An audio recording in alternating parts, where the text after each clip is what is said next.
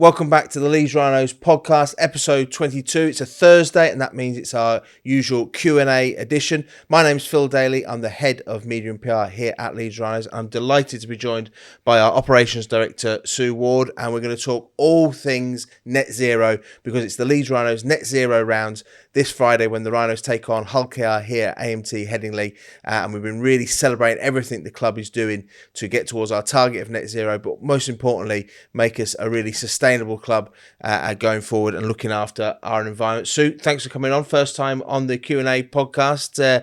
Exciting times with our net zero game. Yeah, absolutely. I'm delighted that we've chosen this to be our next round, Phil. It's a great platform for us to use. So really delighted that you've chosen this together with our marketing team. And it's a great way to talk about the positive steps the club are taking. It's not necessarily about what we are going to do in the future, which is really important as well, but what we're doing right now and telling people about what we're doing. That's right. Yeah. So we've had some massive interventions over the last few years, and we're really reaping those rewards now. The PVs, the solar panels to you and me that we've got on the roof that are operating right now, they are generating power up to 160,000 kilowatt hours we generated last year. That's around a rough saving of 50 grand a year. So that's working really well for us. This is an expensive investment for the club, but we think it's really, really worthwhile. We'll receive payback from that investment in 4 years, and then we'll have free electricity to operate and run our south and east stands. And at the same time, we will be reducing our engine energy consumption. So twinned with generating our own power, reducing the amount that we consume is the best way forward for us. Yeah, fantastic. And just before we get into the specifics of what we're doing here at the Rhinos, why is it important to have a net zero round and really as a club that prides itself being heart of our community, both in the sport and in the city of Leeds, that we are talking about what we're committing to do? I think it's really important. We've got a huge platform that we can use. Fan engagement surrounding net zero, surrounding what's happening with the climate right now, and taking responsibility and really caring about the environment is the right thing to do. And the club has that responsibility. So it feels right for us to use this platform and to make people really aware of how they can assist and how they can reduce their own carbon footprint. And we'll get to our first question, and it comes from Declan Jenkinson. And Declan's a well-known name around the club. He's co-captain of our LDSL team, and the LDSL team are going to be playing here at AMT Headingley on Friday ahead of the Hull KR game. So good luck to all the team there. They're doing a fantastic job. We can't wait to see them out there. Declan sent in a couple of questions. One of them that's relevant to you, Sue, was what sort of green energy will we bring to the stadium? Well, you've mentioned already about the PV panels on top of the south stand, but we've got a fantastic partner this year, haven't we, now in Ecotricity, that means that all the energy, all that's used here at the stadium is from renewable sources. That's right, yeah. So the partnership we entered into with Ecotricity this year is so important to us. Eco have been fantastic, not just a partnership where they're supporting the club. We are procuring 100% renewable energy from those guys, but their advice, the advice and the consultation that they've given us is really, really, really helpful. And it's like having your own consultant on tap. But just to make it clear, we've actually been purchasing 100% renewable energy now for over a year.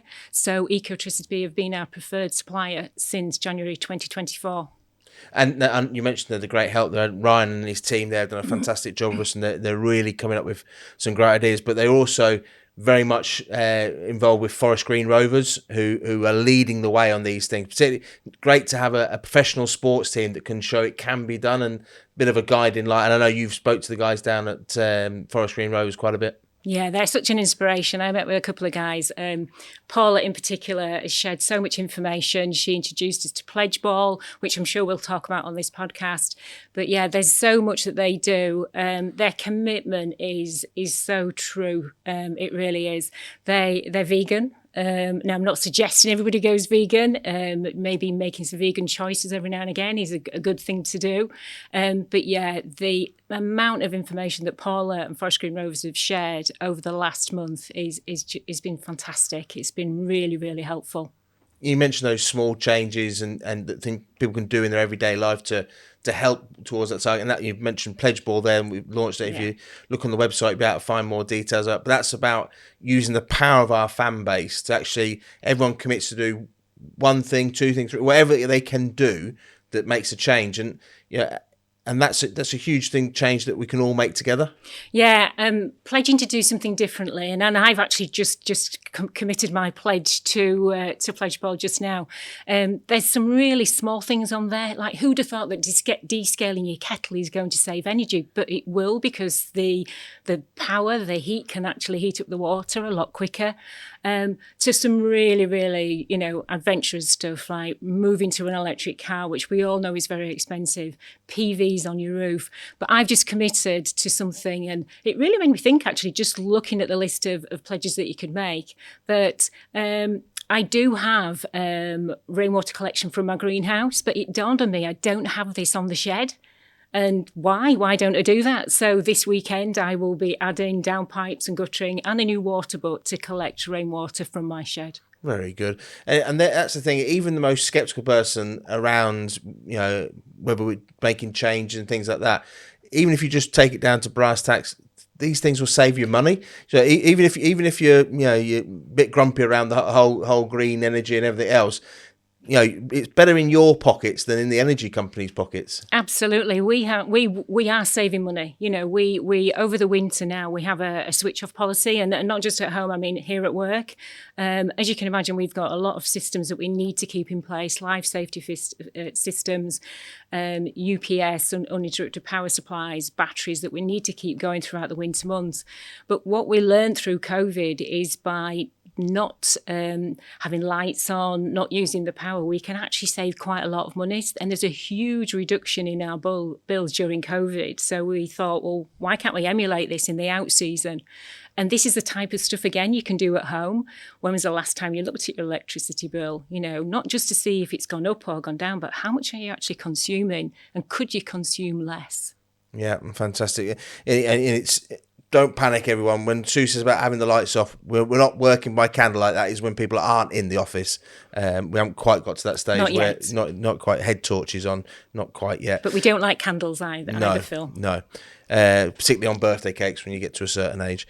If people want to know more about our strategy and what we're doing, you can go onto the Leeds Rhinos website. If you go onto Club at the top of the page there, and you'll see it says our ESG strategy. There's loads of information on there. One of the things it talks about, Sue, is Scope 1, 2, and 3. Do you want to explain a bit what Scope 1, 2, and 3 means, and how we have to have different tactics to deal with those? Yeah, this is confusing. And when I was first looking at how we can be more responsible as a club, this is something that was, I couldn't get my head around, first of all. But basically, Scope 1, 2, and 3 are categories of your carbon footprint. So Scope 1 and 2, these are directly in your control. So Scope 1 are all the fossil fuels, the oil, the gas, car fleets, tractors, that type of thing that you'd have in business. But you can directly change if you can afford to do so and if you've got the will. Scope 2, slightly different, and an easier scope is purely your electricity. How you procure, how you purchase, what you consume, how much you use. So Scope 1 and 2, quite straightforward. They're directly in your control. You can take action, you can do something about them. Scope 3, which is our focus for 2025 onwards, is everybody else's Scope 1 and 2. So Scope 3, it's indirect, but it's as a result of your activity. So if you take one of our events, one of our fixtures, if we didn't host a fixture tomorrow night, fans wouldn't be travelling to the ground. But because we are hosting an event, fans will travel. And fan travel is one of our Scope 3 items that we really do need to focus on. Fan travel is 51%, I believe it is, 51% of our overall Scope 3 carbon emissions. So something that is high on our agenda. And we want to assist fans on how they can make better green choices to travel to a game. So Scope 1, 2 and 3. 1 and 2, directly in your control as a person, as a club, as a business, you can do something about. Scope 3, indirect, but as a result of your activity. And that scope 3 element to it in particular has enabled us to bring our partners together, hasn't it? So it's actually working with them to help and assist fans. So I think about this week we've launched our new partnership with First Bus. We've got subsidised travel, encouraging people to use public transport. But even better than that, the green buses, the fleet of green buses that First Bus West Yorkshire have that make even that element of the journey great. We've got McNally EV with our car charging points here, both here at AMT Headingley and down at the Bartercard Training Complex. Yeah, these and we work with Northern through the rugby league and their partnership in terms of train travel and things like that. These are all things that they're already existing, but actually we're pulling together a more. I suppose it gives us focus to be able to pull those things together. That's right. Our travel plan has to have so many different options and choices. Catching the train for some people isn't an option. I can't personally catch a train to take me home. I don't have that service. So we have to look at every different option. Some people may be able to walk, some people may be able to cycle, and it's just making all those facilities. So if you cycle into work, you cycle to a game, do you need a shower? Do you need somewhere safe to park your bike? And I assume that you would do. You don't want to park an expensive bike and not be secure. So they're all things that we need to factor into our travel plans. Yeah, and then that allows us to be able to roll that out to sports. And of course, one of the things is a match night. Inevitably there's waste created, and how we deal with that waste. I know we've got fantastic partners in sewers who are helping with that. You even got an app where you can track our waste. Who knew that was a thing? And then of course here at the stadium we're working with our partners at Sodexo with the Orca. Do you want to tell us a bit about the Orca and what that does? Yeah, the Orca is just a huge digester. If you just imagine a huge great machine, all the food waste. So when the chefs are chopping up carrots, when they're peeling potatoes, all of that, any food waste whatsoever. Someone's left a little piece of chicken on the plate, they've not eaten everything, which I would strongly encourage. If you've got something on your plate, you eat it, you don't leave it. But all that food waste goes into the Orca, and it literally just digests it. And the way that it works, it just chews it all up and it produces a form of liquid. So then it goes into the drain system. So we don't have any smelly food waste in our bins, and this really reduces the amount of waste that leaves site. Less pickups means less carbon on the roads. And in terms of how we've done things in the past, I know we've tried different types of cups and trays for people to have the food so that can be recyclable and everything else. It's all about, I suppose, when we're making these choices, thinking about, well, what could we do? That little change for that, actually, when you span it out across the amount of pints that we serve on a match day, that can make a big difference. It can. It make a huge difference, and it is trial and error as well. Some of the cups that we've used just haven't worked. They just started to biodegrade as they're full of lager, so that's not helpful for anyone.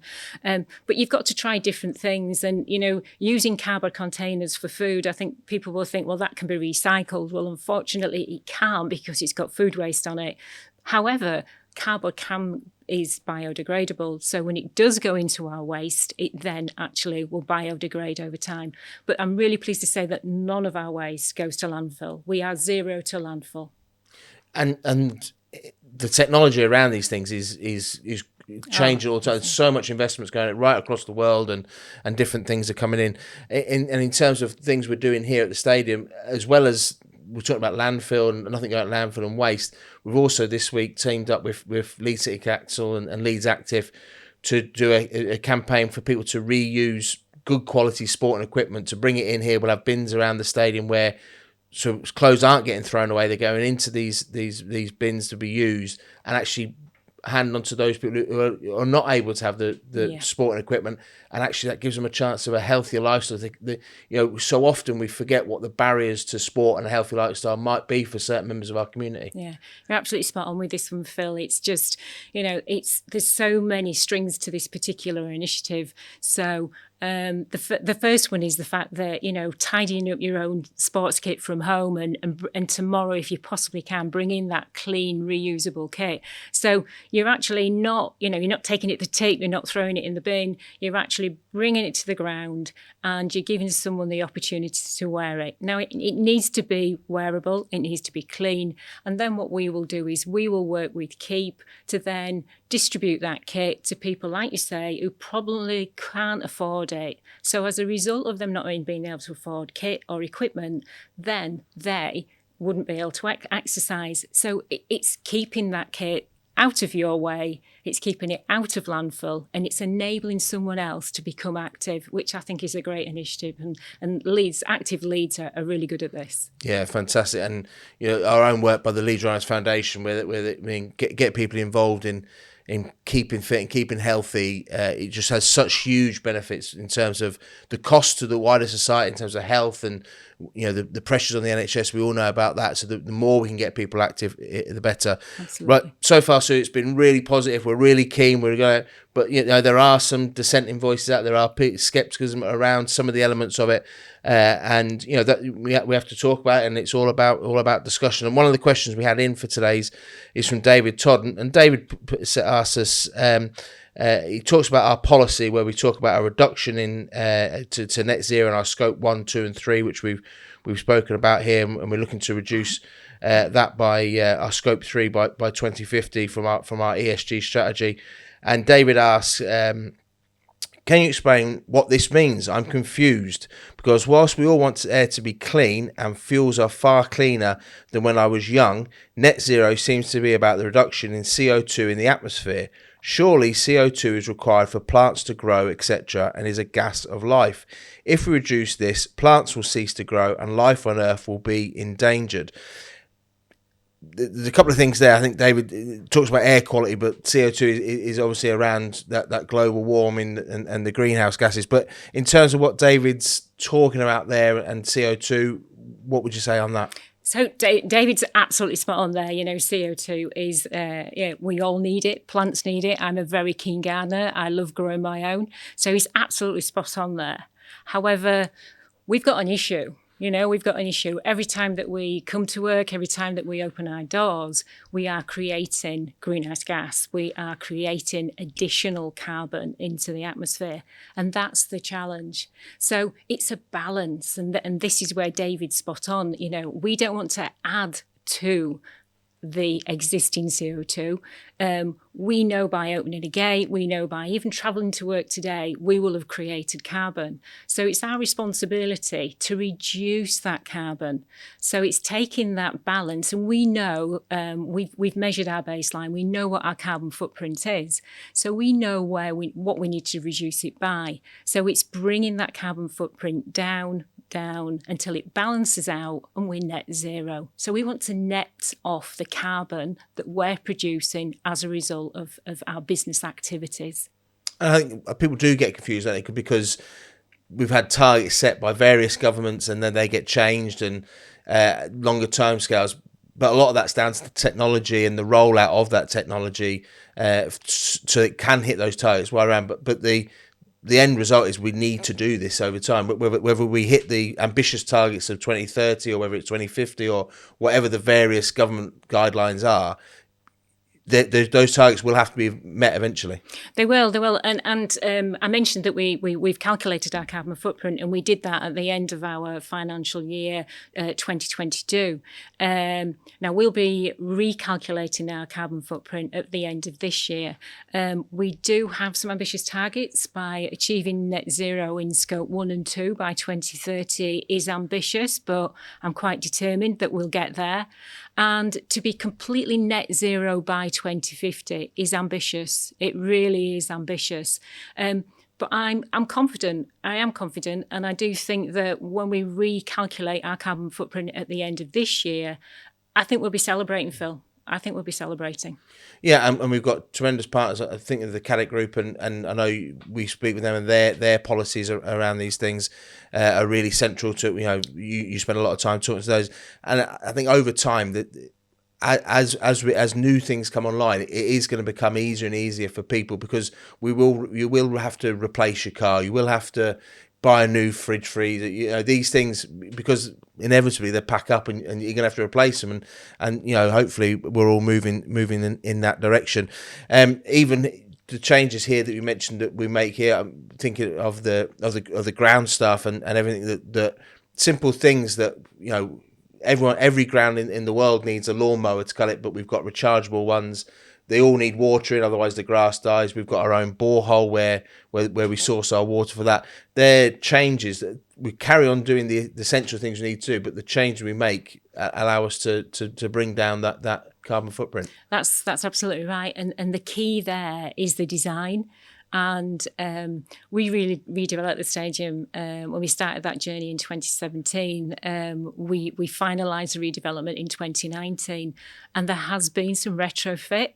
In that short period of time, we've realised, a borehole would be exactly what we need, extracting our own water. It's not travelling anywhere. It is literally going from the borehole into a 20,000 litre tank and then through the irrigation system straight onto the pitch. Nothing added to it, easy. There's a cost associated with that. PV is the same. So all these things were retrofitted. So the key thing is build it into the design. If you were thinking of making some changes to your home or your business, really think about the design. And if you can't afford to do it now, then think about maybe undertaking a little bit of work so that when you can afford to do it, you're ready. And a good example of this is that we have installed 6 electric charging points within the South Stand car park, but I've actually put the infrastructure in for 20 because I just feel that we will need more.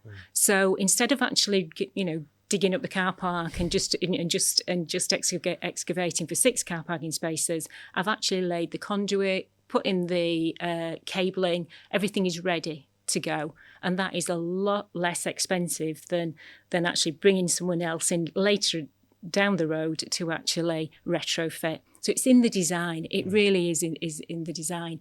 But when something does break, really think about it. If you've got a gas boiler, an oil boiler, could you move that to electric? Could you add PVs to your roof? We all hit those really bad times last year and the year before where electricity was 50p a kilowatt. It was extortionate. The sun doesn't cost you anything. The price for the sun doesn't go up or down. Yeah, and we all like to see the sun, puts a smile on the face, particularly you. So you're on your app checking the amount of power coming in from the sun. And for all Rhinos fans, if you see a sunny day, put a smile on your face, because it means we've saved some money on our energy bills, and we can plough that into the team and getting success on the field from the sunshine shining down on AMT Headingley. Sue, thanks for joining us. We're all looking forward to the Net Zero game here on Friday night. It's going to be an incredible game as well against Hull KR. They're coming here table toppers. It's a Friday night. It's going to be an absolutely belting night. We can't wait for that one. We'll be back on Monday with our review show. Make sure that you subscribe so you can keep up to date with all things Leeds Rhinos on our many platforms for podcasts, and give us a 5-star review so we can continue to spread the word. We want to get on those charts so people find us and learn all about all things Leeds Rhinos. Thanks for joining us. We'll see you on Monday with the review, and we hope you enjoy the game Friday night. Hopefully it's a massive win for Brad Arthur and the boys, and we can't wait to be back with you on Monday. Thanks for joining us.